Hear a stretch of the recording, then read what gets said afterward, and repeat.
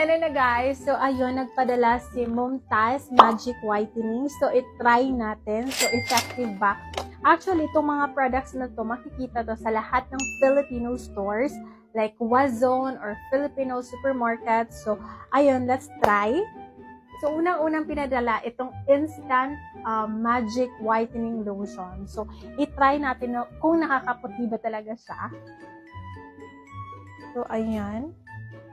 Ang dami ko yata na spray. Yung amoy niya, parang baby lotion. Tapos, watery siya, yung consistency.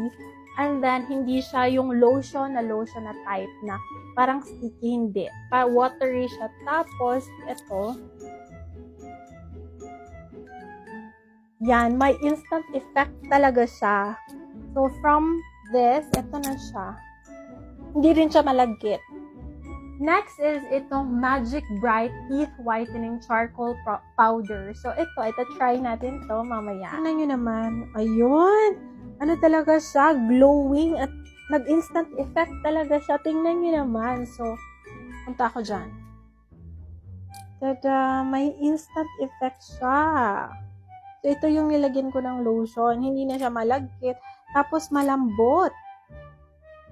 Maganda siya in fairness. Alam niyo talagang CR ko, no? Kasi pink na pink. So, ayun. Let's try this. So, ayan. Naka-sealed pa siya. So, ayan. Pink toothbrush.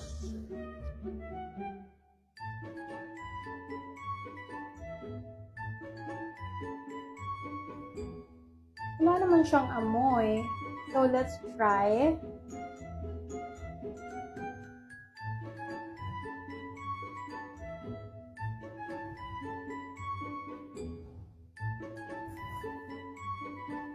Nalinis naman yung teeth ko. Pero naging super white ba? So, ito na siya.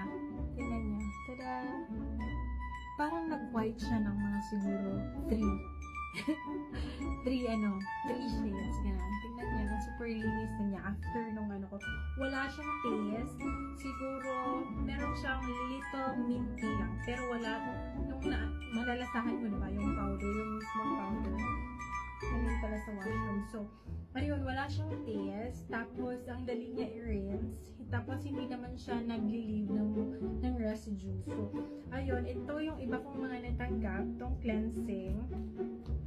Ito, para sa mukha. So, ito siya. Ito siya. And ito, magic wash.